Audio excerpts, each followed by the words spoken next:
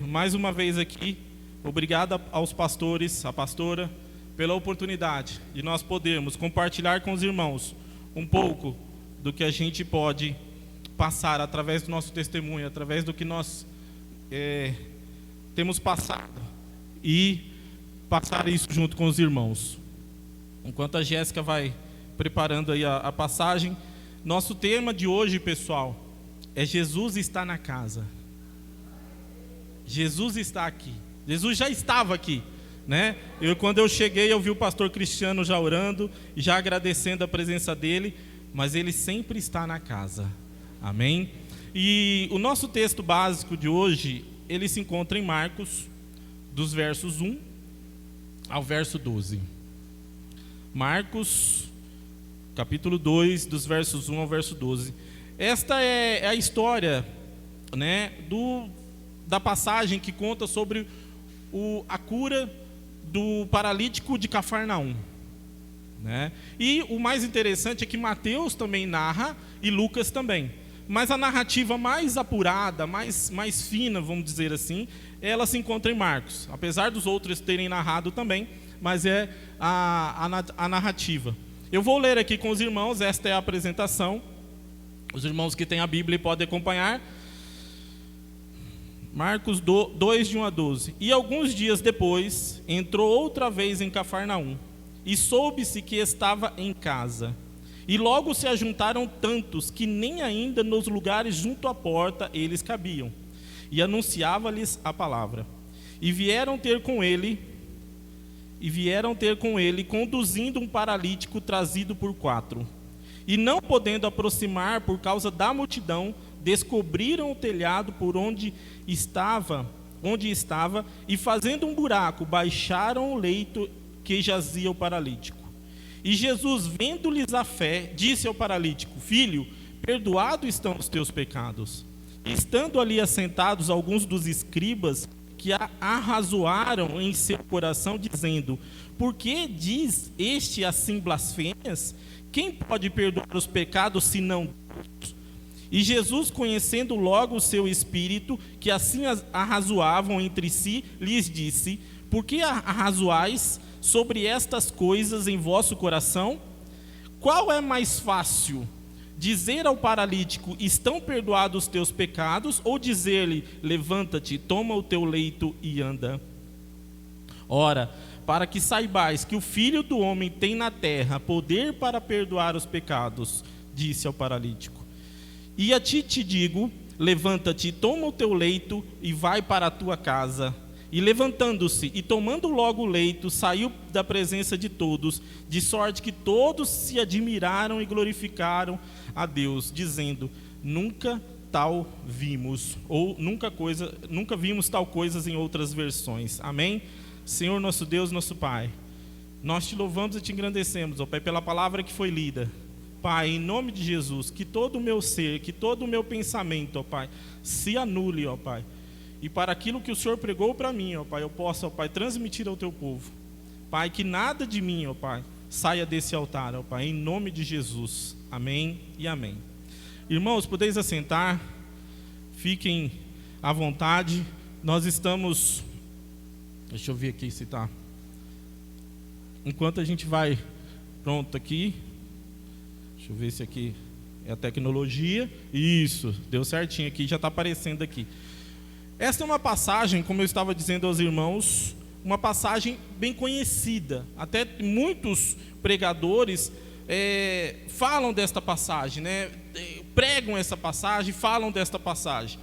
E muita gente fala desta passagem, principalmente enfatizando as 4 pessoas que ajudaram, né, o paralítico ali, que abaixaram o paralítico ali. E eu confesso que quando a pastora nos chama, nós já preparamos isso, né? Nós já preparamos isso em mente. Bom, o que eu vou falar? E Deus deu a palavra. Só que sempre, né, tem emoção quando a gente recebe a palavra, né? Sempre tem emoção, né? E nós fomos no monte sexta-feira, e aí Deus confirmou a palavra, mas mudou a palavra. Ele falou: olha, não é só sobre os 4 que você vai falar, mas é sobre toda a história. A história toda é importante. A história toda aqui é importante. Desde o fato de eu estar em casa, desde o fato de Jesus estar dentro da casa. Cafarnaum, né? Cafarnaum, deixa eu passar aqui, deixa eu ver se passa aqui. Ver se aqui, como que passa aqui. Isso, passou no mapa lá. Passou no... Pessoal, Cafarnaum ficava no norte de Israel, né? E não era a cidade onde Jesus nasceu. Jesus nasceu em Belém, viveu uma parte da vida dele até os 30 anos em Nazaré, e depois foi para Cafarnaum. E Cafarnaum acaba sendo conhecida como a cidade de Jesus. Foi onde ele, nos 3 anos do seu ministério, sempre se recolhia, sempre ia. E provavelmente esta passagem se passou na casa de Pedro, que era onde ele se hospedava. E um fato bem interessante é que as casas antigamente, né, eu até trouxe um livro para a pastora, onde trata desses costumes naquela época. Muitas vezes a gente vê essa passagem e fala assim, mas como que eles tiraram a telha, né? As paredes eram de pedra, mas o teto não. O teto era utilizável naquela época. Eles colocavam umas madeiras, colocavam umas folhas, umas palmeiras, né? E eles colocavam um pouquinho de barro para selar. Mas eles utilizavam para secar roupa, eles utilizavam para andar lá em cima. Então, ou seja, até para orar, né? Tem um texto que eu procurei e fala que também servia para orar. Era um refúgio. E muitas vezes tinha uma escada pelo lado de fora. E o que a gente traz hoje como pode passar mais um, por favor, aqui que eu estou passando aqui, não está. Então nós tiramos desse texto 3 itens importantes, 3 fases importantes. Primeiro, Jesus está na casa. Esse é o primeiro fato. Por quê? Porque quando nós vimos aqui, nós falamos, nós vamos na casa do Senhor. E sempre que você vem aqui, Ele está aqui. E sempre que você vem, Ele te ouve. E o que nós temos que fazer é fazer da nossa casa também morada do Senhor, né? Outro ponto interessante é que 4 homens trouxeram um paralítico. A coisa mais que a gente luta hoje nas igrejas é o fato da gente poder trazer pessoas à igreja. Mas isso Deus está fazendo. O que nós vamos ver aqui é se nós estamos tendo a capacidade de manter essas pessoas aqui. É essa que é a palavra, né? Usaram uma estratégia possível. Hoje, o que a gente vê hoje em muitas igrejas grandes, né? Nós vemos que a multidão às vezes não está vendo o individual. E nós precisamos cuidar daquelas pessoas que vêm aqui, às vezes nos visitam, às vezes faz uma célula. É por isso que a célula é importante. Muitas vezes, né, a gente é um pouco resistente a essas estratégias, né? Mas célula, para que célula? Né? Eu já tenho tanta ocupação. A célula, gente, é uma estratégia para aquela pessoa que não nos conhece nos aproximar de nós. Antes de vir para a igreja, né, eu sou de Campo Grande, eu não sou daqui. E antes de conhecer a pastora, a gente participou de uma igreja e era a mesma linhagem, né? Eu nasci batista, né? Eu falo nasci batista e tal. Então a gente foi participar de uma igreja batista aqui em Belo Horizonte. E irmãos, nós participamos, fomos no retiro até de casais, mas nós não conseguimos entrar na igreja. Nós não conseguimos entrar nos grupos da igreja. Nós íamos na igreja, todo mundo, né? Mas a gente não conseguiu penetrar na igreja, a gente não conseguia participar. Como é muito ruim quando a gente vem aqui, às vezes uma pessoa vem aqui e ninguém às vezes cumprimenta a gente. Quando Jesus está em casa, Jesus sempre está em casa, mas dependendo da multidão, aquela pessoa que precisa não chega até Jesus. Quando uma pessoa, né, um visitante chega aqui, né, e eu estou procurando fazer isso, partindo de mim, estou perguntando, passando a cumprimentar esta pessoa, falando quando ela é importante. É por isso que as células é importante, porque a célula, ela aproxima essa pessoa que está no mundo, essa pessoa que, né, teoricamente nós falamos está perdida, de uma amizade, para quando ela chegar aqui não se sentir sozinha, para quando ela chegar aqui não se sentir desamparada. E nós precisamos, né, Pensar nessas pessoas também. Jesus está na casa e 4 homens trouxeram um paralítico. Percebam que não existe nome de ninguém, nem do paralítico, nem das 4 pessoas. O outro fato é que o texto fala que os escribas, os estudiosos, também estavam lá.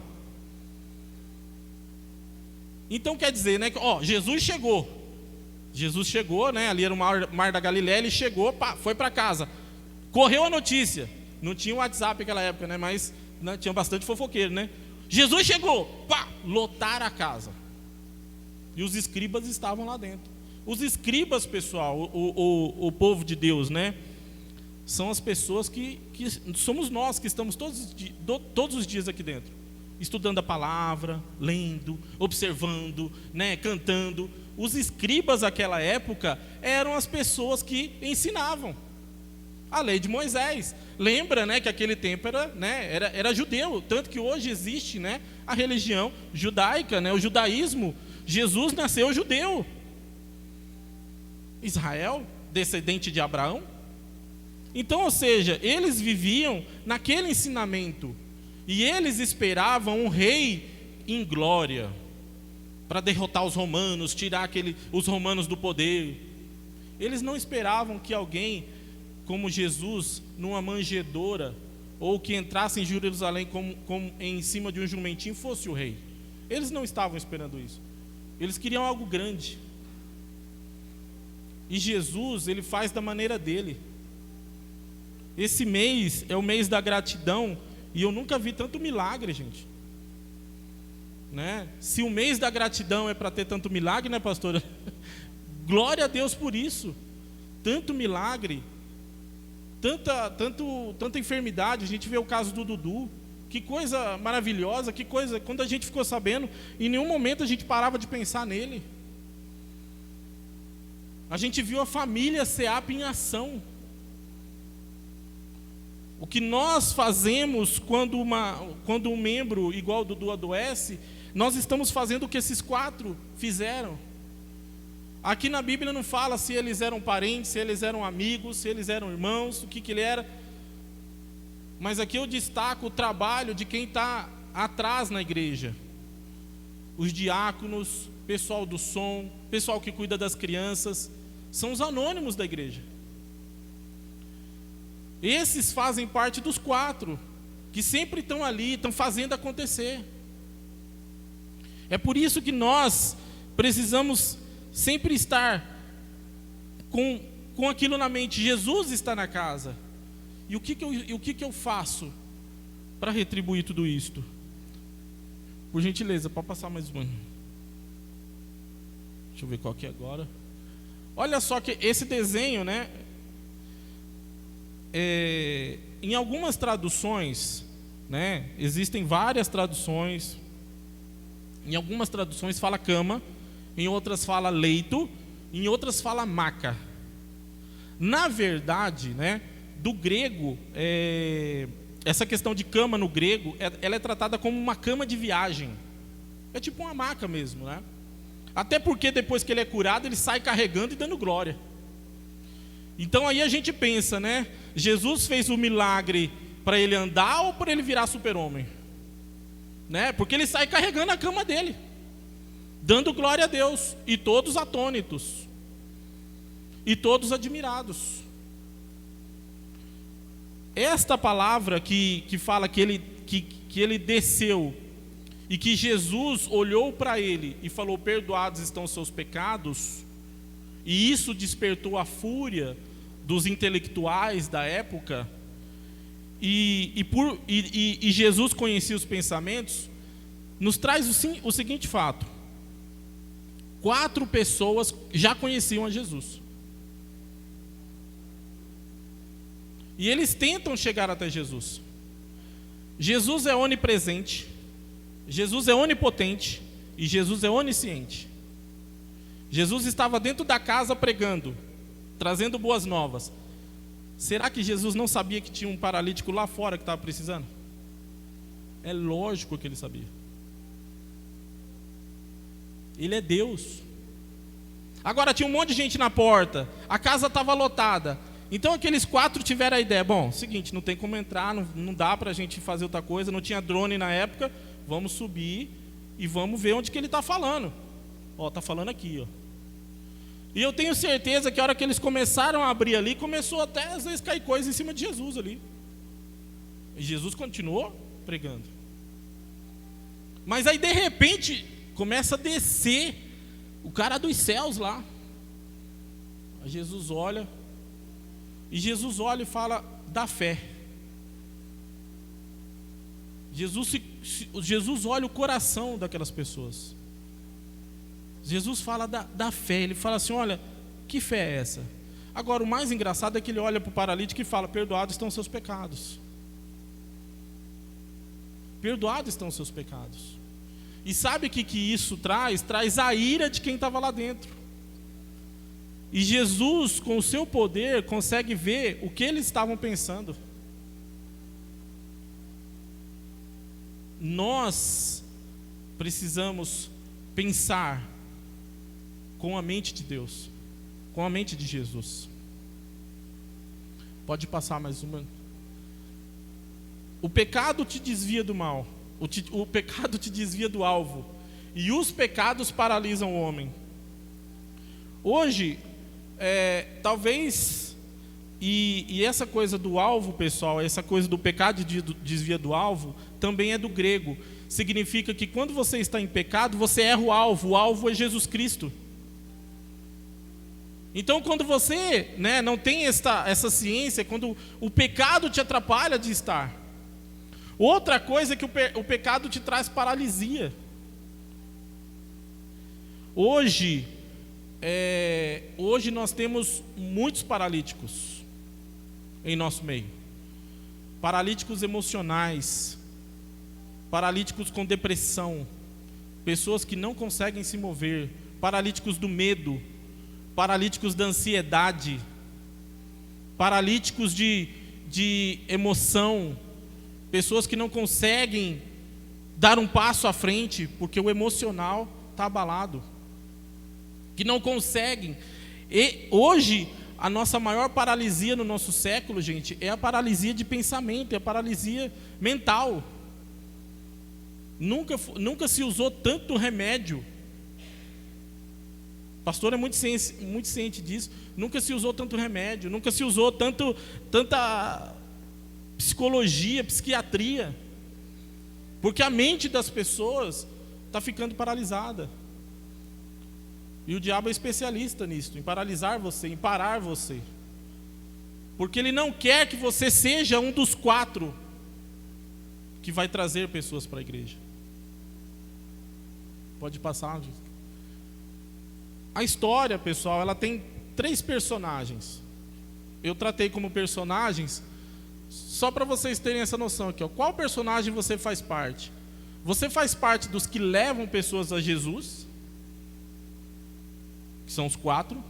Você faz parte dos que precisam ser levados a Jesus, e isso não é demérito, porque se você precisa ser levado a Jesus, significa que você precisa de cura, você precisa de libertação, você precisa de ajuda, e nós estamos aqui para te ajudar. A nossa função aqui, ela tem que ser essa. Ou você faz parte dos que pensam que se Jesus, será que Jesus pode fazer? Ah, não, isso é muito difícil. Não é assim que eu estou lendo na Bíblia, não. Aqui essa tradução é meio diferente.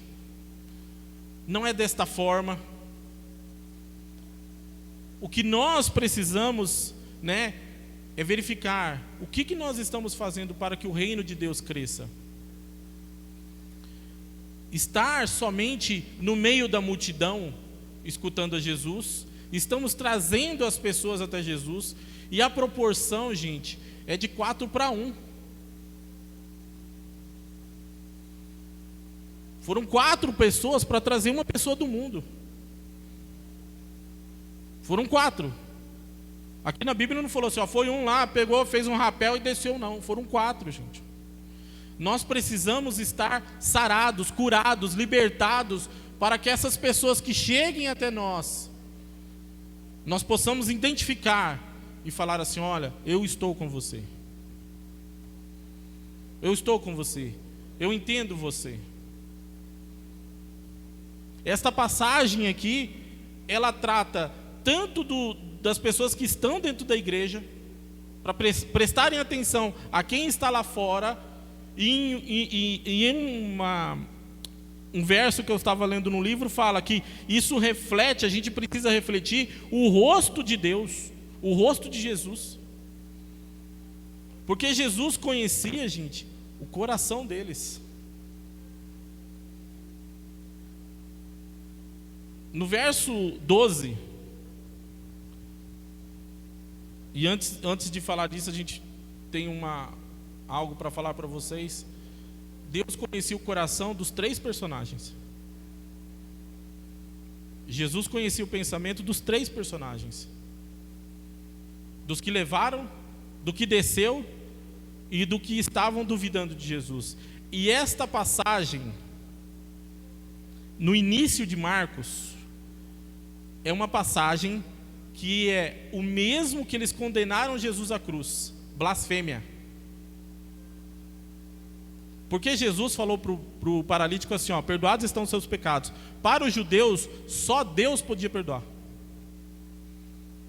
E aí, nesta passagem, Jesus mostra que ele gostava de ser chamado de filho do homem. Não somente filho de Deus, mas filho do homem. Ele mostra na Bíblia que Jesus gosta de ser chamado filho do homem, porque ele veio não somente, para salvar, mas ele veio para perdoar os nossos pecados. Porque é isso que nos condena. Nós cantamos aqui da cruz. A cruz era para mim, a cruz era para você. Mas o amor de Jesus foi tão grande que ele deu o seu filho, o seu único filho, por mim e por você. E dentro daquela casa tinham pessoas que, quando Jesus foi para a cruz, Jesus foi condenado, e Jesus foi condenado à cruz por blasfêmia. Aquilo que Jesus falou, perdoados são os seus pecados, para eles era blasfêmia. E Jesus foi condenado por causa disso. No verso 12, que pontos comuns, Cristo vê o coração, isso que eu acabei de falar com vocês. A fé faz o milagre. A fé, gente, é o firme fundamento das coisas que a gente não vê, mas que a gente acredita. Quanta coisa esse mês a gente não via, mas a gente acreditava. Eu contei que no final do mês passado passei o maior aperto no avião. No outro dia o André me ligou: eu não sabia que você tinha passado um aperto. Eu falei: não, eu passei, mas já passou. Estou aqui, graças a Deus. Glória a Deus que deu para contar, Mas, gente, tanta gente sendo curada, A pessoa não está aqui, mas hoje tem muito golpe, Golpe do Pix, golpe não sei o que lá. Eu vi uma pessoa esse mês que caiu no golpe e o dinheiro foi devolvido. Vocês já viram isso? O pessoal quer saber do avião também. Pessoal, eu ando muito de avião, porque eu trabalho, é por isso que eu faço pregações assim, porque o meu trabalho é esse, é fazer apresentações, e dessa forma eu não esqueço. E talvez pelo mês de agosto agora, os irmãos vão me ver pouco aqui, porque tem 3 semanas seguidas de viagem, e terça-feira já tem viagem de novo.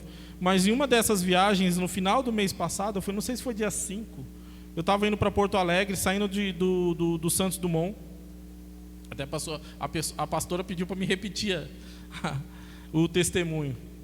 E acostumado a viajar, gente, é muito tranquilo. E eu geralmente sento na frente do avião porque balança menos, tá? E eu tenho medo de andar de avião. Não vou mentir para os irmãos, não. Eu tenho medo de andar de avião. Entendeu? Mas já voei 2.500 vezes, mas é por causa do trabalho. Não tem jeito, como que eu vou para Manaus? Amanhã eu tenho que estar em Manaus. Vai como? Nem estrada tem, então. Mas se tiver opção de ir de carro, eu vou de carro. Aquilo dá medo mesmo, gente, né? E geralmente eu sento na frente e tal, e os voos agora estão andando muito lotados, né? E aí decolou de Santos Dumont, tranquilo, tempo limpo, gente. Aquele azul, céu de brigadeiro. Falei, não, agora tranquilo, voo tranquilo. Estabiliza lá em cima, uns 3, 4 minutos. Um barulho na porta, parece que a porta ia sair do lugar. O problema não é o barulho foi muito alto, todo mundo ficou com o olho regalado. Eu acho que no avião, gente, é o jeito mais fácil de fazer as pessoas virar crente. Porque quando dá um desespero desse, você falar, alguém aceita Jesus? Todo mundo levanta a mão. Tô te falando. É sério. Fica um silêncio. E aquele barulho. Mas o problema é que quem estava na frente assustou da reação do aeromoço, né? Que tem aeromoço e tem um homem, né? E o cara já era de idade. O cara, do jeito que ele ouviu o barulho, ele pegou, sentou e botou o cinto deles, é de 4 pontos, botou o cinto e olhou desse tamanho pra gente. Ele largou o carrinho de comida lá e aí tinha 2 moças, tinha uma moça do meu lado e uma senhora já. E começou aquele, moço, o que está acontecendo, moço? Porque todo mundo assustou dele. E o barulho no avião, na porta do avião, e era a porta do lado direito.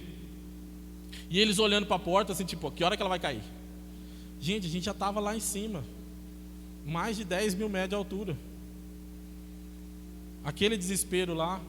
E as coisas, quando acontecem no avião, gente, aconteceu uma coisa, o avião desce rápido. Não, o piloto tem que entender o que está acontecendo. Então demora. E aí a menina do meu lado, até o pessoal achou engraçado, né? A menina do meu lado, até então a gente não conversa. No avião é a coisa mais engraçada, né? Igual ônibus, né? Todo mundo senta, todo mundo fica na sua, né? Aí de repente eu fiquei sabendo que ela tem um filho. Eu falei, meu Deus do céu, meu filho. Eu olhei para ela e falei assim, mas seu filho não está aqui? Ela falou, não, ele não está aqui. Nem para estar comigo. Eu falei, mas deixa o menino, ele está lá. Ele vai viver se acontecer alguma coisa. Quer matar o menino também?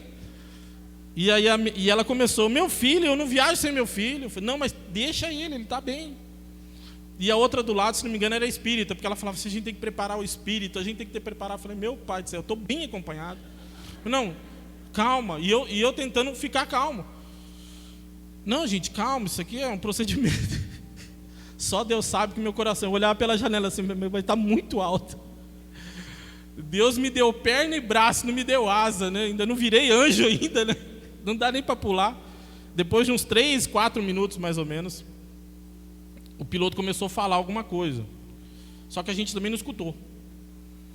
E o avião começou a descer bem forte. Para descer, eu falei, bom, agora... E eu tinha um compromisso que eu precisava estar em Porto Alegre. Eu falei, meu pai do céu, se voltar vai ser uma confusão. Mas ele continuou descendo, aí desceu e parou. E a porta parou de fazer barulho. Aí a gente respirou. E aí o piloto falou baixo e a mulher gritou de novo, Fábio, fala alto. Aí ele repetiu, falou, não, isso aí não está normal, aqui nós só passamos por um vento tal, e a porta provavelmente deslocou tal, podem ficar tranquilos. Gente, depois parecia uma farofada dentro do ônibus, todo mundo falando, todo mundo, nossa, vamos, né? E aí eu contei isso esses dias na igreja para mostrar como que a gente é frágil. Eu sempre, quando eu vou viajar de avião, talvez a Júlia e a Flávia não percebam, mas eu mando uma mensagem de despedida para elas. De despedida. Ó, fica com Deus, Deus abençoe. Talvez elas não percebam.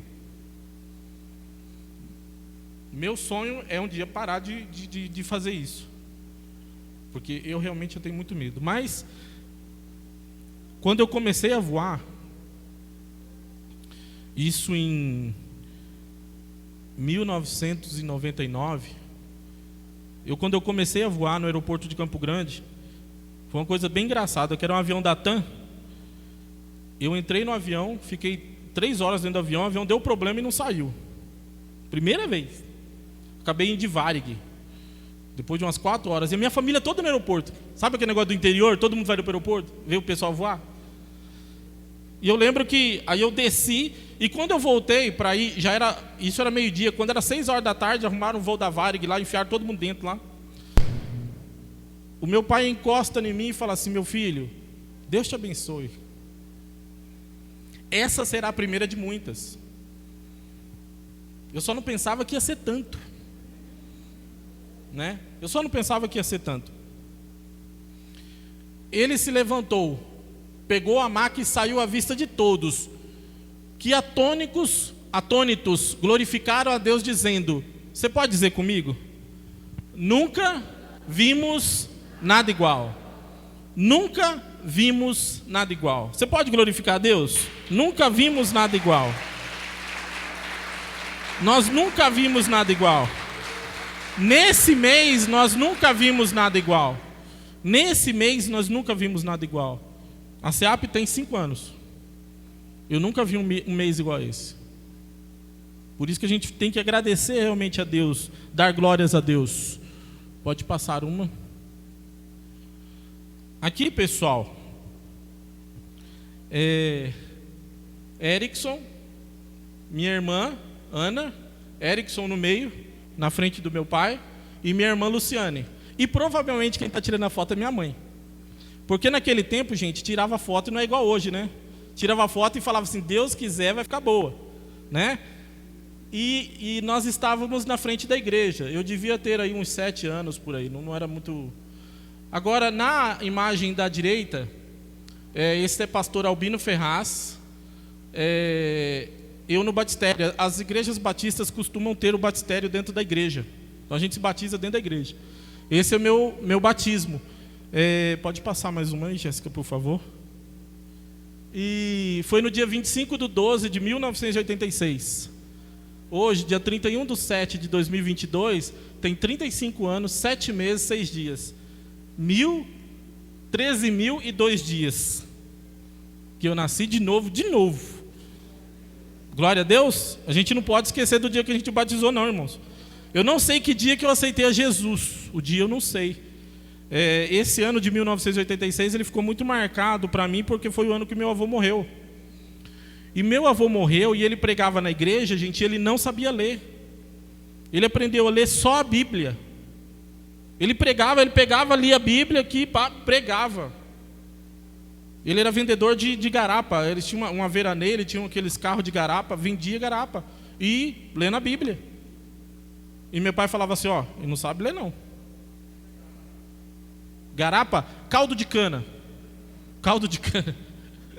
É bom traduzir, né? O que é garapa? Né? Mas é caldo de cana, gente. Tá? Não é nada, não é nada mal, não é nada ruim. É bom, né? Eu não posso falar, né? Porque eu tenho uma outra foto que eu não quis colocar aí, que eu no colo da minha mãe, mas eu era uma bolinha. Eu era muito gordinho quando era pequeno. Ainda continuo, né? Mas...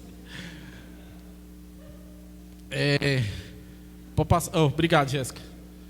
Olha só o nome da igreja. Essa é a igreja, pessoal, que eu batizei. Lá em Campo Grande, Mato Grosso do Sul. E ela está de pé. Eles não destruíram a igreja. Chama Templo Evangélico Igreja Batista Belo Horizonte. Incrível, né? Eu fico lembrando disso, eu falo assim, não, mas não pode, gente. Né? Igreja Batista Belo Horizonte. Geralmente as igrejas batistas, assim, primeira igreja batista, segunda igreja batista, igreja batista Belo Horizonte, né? Hoje tem uma igreja na frente, maior, que eles construíram, mas eles não destruíram a igreja antiga, né? Que legal. Isso tudo, gente, é para a glória de Deus. Isso tudo é para a glória de Deus. Tantas coisas, tantos milagres nós estamos passando. Tantos milagres que ainda estão por vir. Tantos milagres estão por vir, porque nós cremos, nós acreditamos. Glória a Deus. Glória a Deus. Glória a Deus. Glória a Deus. Aproveitando que os irmãos estão de pé, nós vamos orar agora. E que tudo que nós colocamos aqui, se você é parte de um dos 4, glórias a Deus por isso. Se você precisa de cura, de libertação, como paralítico, e dar glórias a Deus e falar assim, que coisa, nunca vimos tal coisa, você também está no lugar certo. Agora, se você anda criticando e não anda agregando nada para Jesus, Jesus está olhando o seu coração. E Jesus olha os seus pensamentos. a cabeça, gente. Vamos transformar a nossa cabeça. Senhor, nosso Deus, nosso Pai, Senhor, nós te louvamos e te agradecemos, ó Pai, por este dia. Te louvamos e te engrandecemos e te agradecemos, ó Pai, porque esta é uma igreja, ó Pai, de 4, ó Pai. Esta é uma igreja, ó Pai, que traz, esta é uma igreja que cuida, ó Pai, em nome de Jesus. Pai, nós te louvamos, ó Pai, por tudo que tem feito. Ó Pai, que os paralíticos, ó Pai, que adentrarem esta porta, ó Pai, possam, ó Pai, receber do Senhor, ó Senhor, você está curado em nome de Jesus, você está liberto em nome de Jesus, receba a sua cura, ó Pai, em nome de Jesus. Pai, nós oramos, ó Pai, pela paz em Israel, nós oramos, ó Pai, pela promessa de Abraão, ó Pai, que se nós abençoarmos, nós vamos ser, ó Pai, abençoadores, nós vamos ser abençoados, e nós vamos abençoar, e esse mundo, ó Pai, será ganho para o Senhor Jesus Cristo. Ó Pai, não importa a proporção, ó Pai, não importa a estratégia, ó Pai, que as células, ó Pai, comecem a frutificar, ó Pai, em nome de Jesus, que a estratégia, ó Pai, de pegar gente na rua, de fazer evangelismo, ó Pai, dê certo, mas que também nós possamos cuidar dessas pessoas, ó Pai, e que isso comece, ó Pai, de mim, ó Pai, em cumprimentando, ó Pai, os visitantes, as pessoas que estão aqui, ó Pai, que chegam até nós. Que nós, ó Pai, possamos cuidar dessas pessoas, que nós possamos ter esses olhos, ó Pai, olhos de águia, ó Pai, para não nenhum se perca, ó Pai, em nome de Jesus. Que a nossa igreja cresça, e cresça com sabedoria, ó Pai, e cresça, ó Pai, com astúcia, ó Pai, e que multiplique, ó Pai, no reino de Deus, e que nós possamos, ó Pai, curar os paralíticos da alma, ó Pai, da depressão, ó Pai, da opressão. Ó Pai, colocamos o Brasil nas tuas mãos.